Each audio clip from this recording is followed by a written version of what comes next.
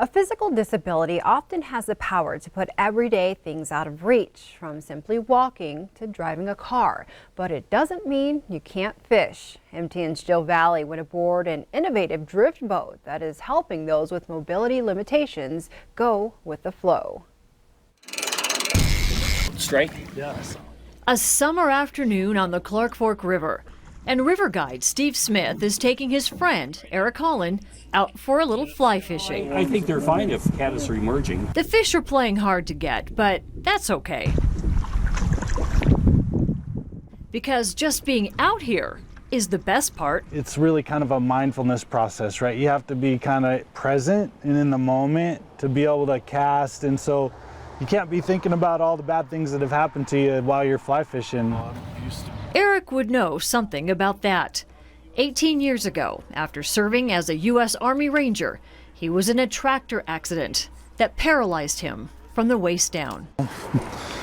Initially, of course, the injury is what I'd like to call a catastrophic life-changing injury. Like, it just fundamentally changes your life forever. Like, nothing's ever going to be the same, and you're kind of wrapped up in your head with the disability piece of it, rather than like, what can I do from here? It took me about 18 months to come to grips, like, hey, I might not recover from this in the way that I think I can. But Eric persevered, becoming a Paralympian, a world-class shooter, and now as a therapist at the Kalispell Vet Center, uses his own experiences to counsel fellow veterans.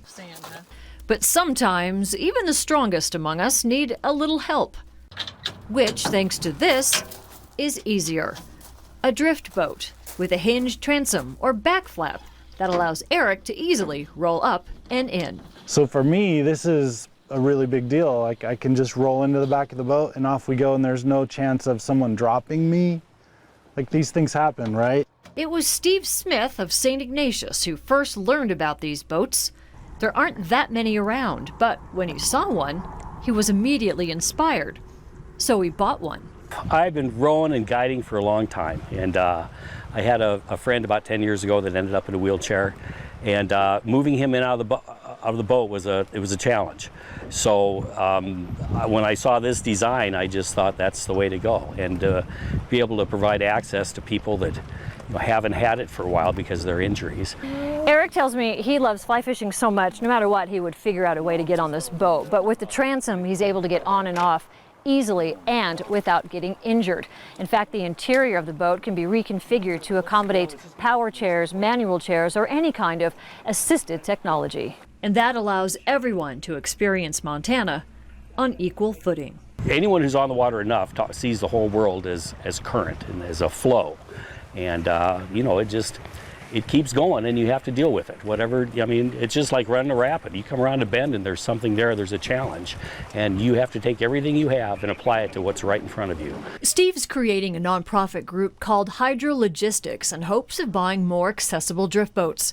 Because now that the floodgates are open, his hope is anybody who wants a day on the water won't be denied due to disability.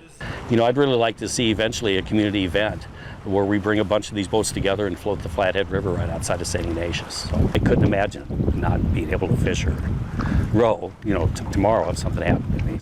Near Paradise, Jill Valley, MTN News.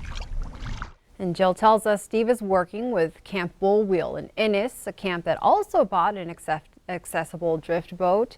Now here's Ed with a look at weather.